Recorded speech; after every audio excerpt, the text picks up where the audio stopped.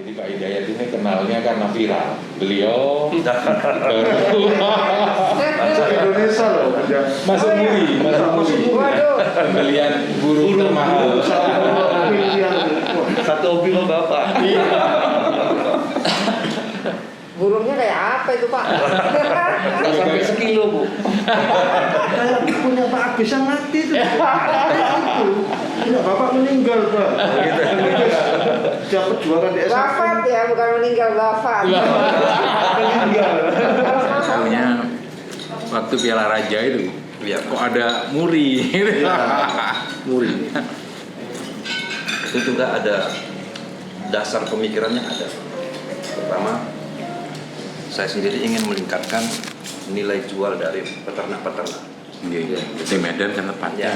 Yang kedua, kalau prediksi saya burung murai batu ini juga nggak sampai ke cucu kita, sudah termasuk satwa yang hidup. Nah, kenapa nggak saya patenkan sekarang melalui Museum Rekor Dunia Indonesia? Begitu maksud saya. Jadi nanti juga ya siapa yang punya museum-museum ternak ini kan bisa kita tampilkan di sana. Ini loh, dulu pernah ada, mereka cuma tahunya itu ada cerita di dalamnya, dan cerita itu cukup mahal bagi saya. Bukan nilainya saja. Yang saya pandang itu untuk generasi berikutnya. Justru dengan gebrakan panjenengan, ini orang sudah mulai ramai, mulai terbuka mata ya.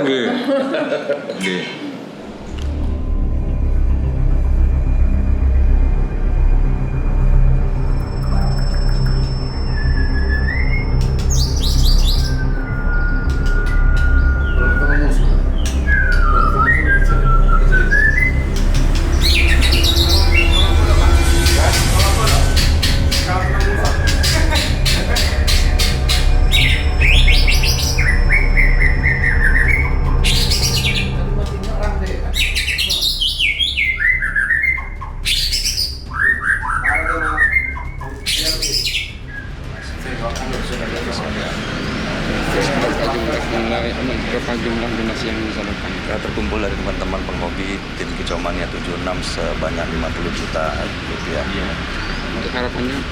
Harapannya cepat kembali bangkit lagi dan dapat teratasi segala sesuatunya. Tadi Ibu Wakil Bupati juga mengatakan yang prioritas utama adalah relokasi pemukiman bagi warga-warga yang terdampak lumayan banyak, sampai 2.000 perumahan ya Ibu ya. Insya Allah semuanya bisa teratasi dengan cepat. Untuk namanya Bapak sendiri? Saya Hayat Hidayat Batubara. Bravo, Kicau Mania 76. Berbagi kasih dengan warga Lumajang di Jawa Timur. Beres.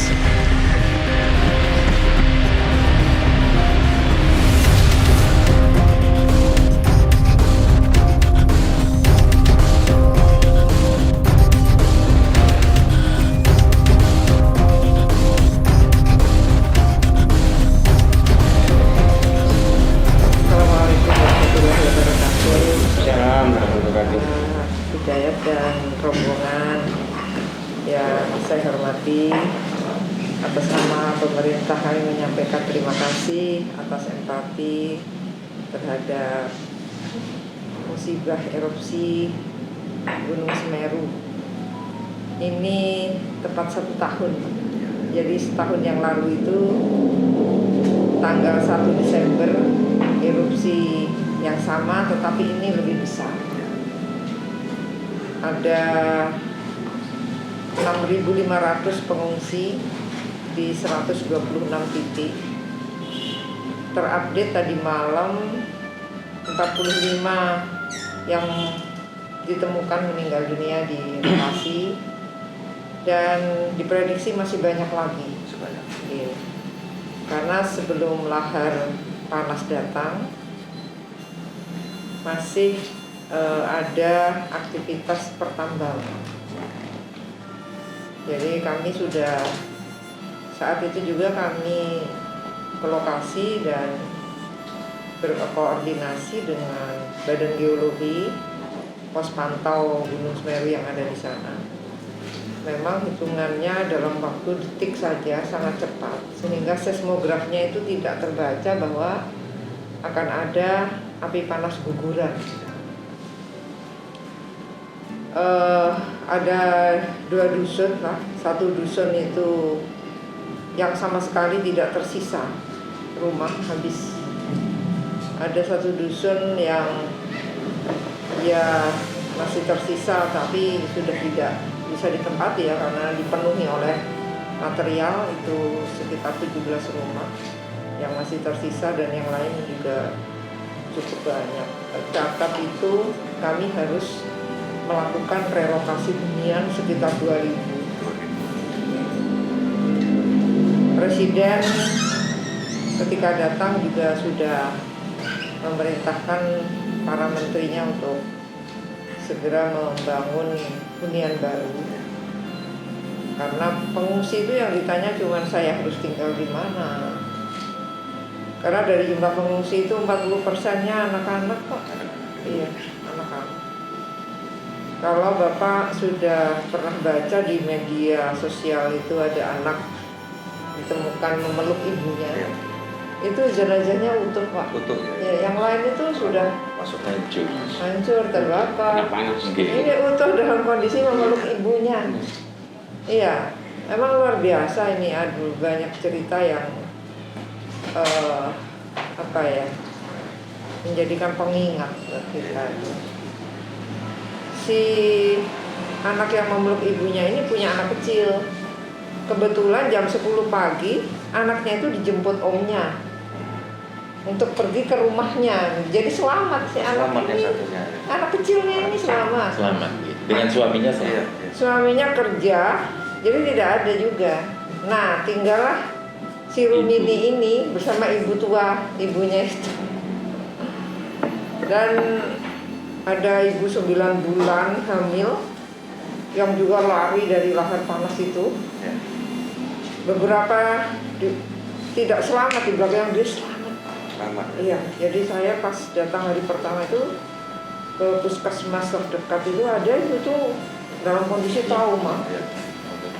Wajahnya ini udah gosong Pak, merah, kena ini uap panas. Iya, banyak lah, banyak yang ini.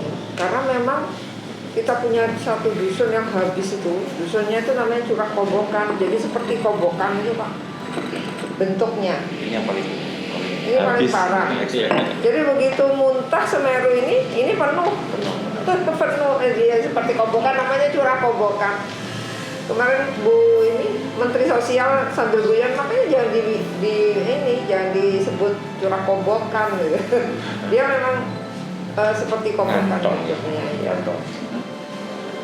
Ini seperti ini terjadi di tahun 76 ketika masih Presiden Soeharto, di tempat yang sama itu di dusun Bondeli namanya. Ini juga Bondeli selatan utara itu udah rata dengan material.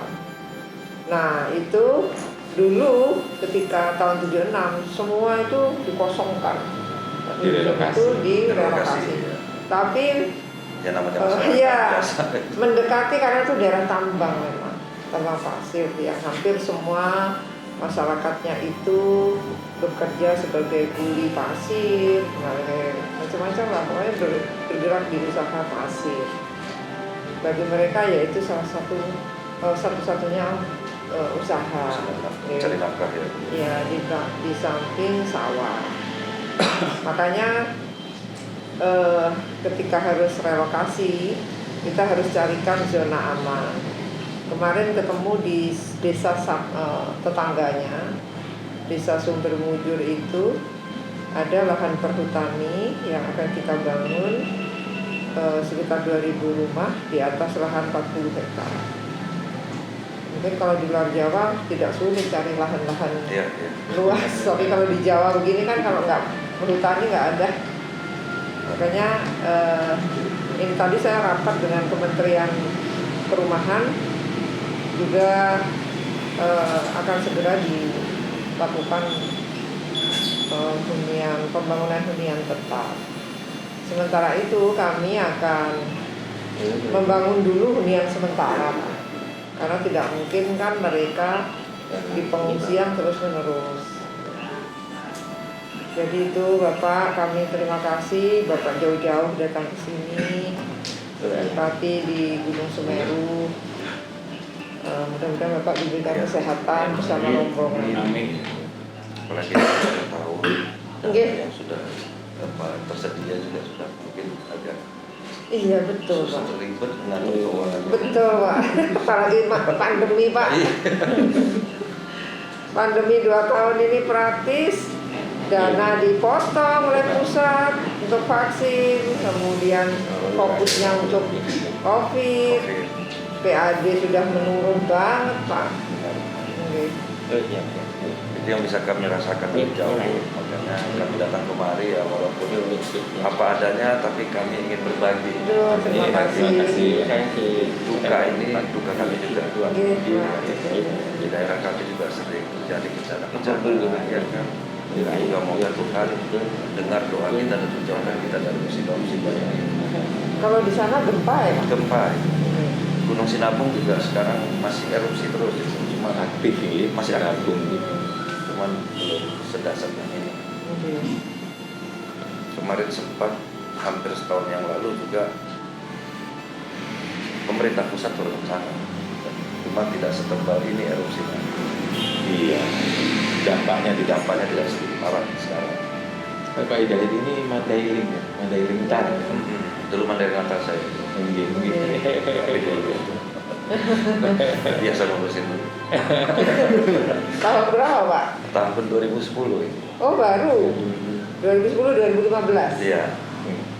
Saya waktu itu masih 39 tahun. Waduh. Sekarang wis tua juga. Enggak lah, enggak tua. Kami juga menunjuk Basnas Ya. untuk menampung donasi yang berupa uang. Kalau masuk ke rekening pemerintah ribet Pak. Nah, itu makanya kita juga mikir mau bawa barang atau mau beli uang atau ke pemerintah. Saya kira lebih bagus yang cara yang kami Iya. gunakan bisa lebih cepat ya. Iya Pak. Pak. Iya. Kalau bantuan barang sudah perlu Pak. Iya, iya. Oh perlu. Gitu. Dari mana-mana, alhamdulillah empatinya masyarakat luar Iya. biasa. Waduh, se-Indonesia kemarin Provinsi Kalimantan Tengah, Iya. terus Provinsi Sampai juga ya Bu ya. Oke. Alhamdulillah. hampir banyak sudah provinsi ini, gubernur-gubernur ini. Sore ini close jam 4, 5,6 udah. Oh, gitu. Barusan ditutup harian. Oke. Sudah 5,6.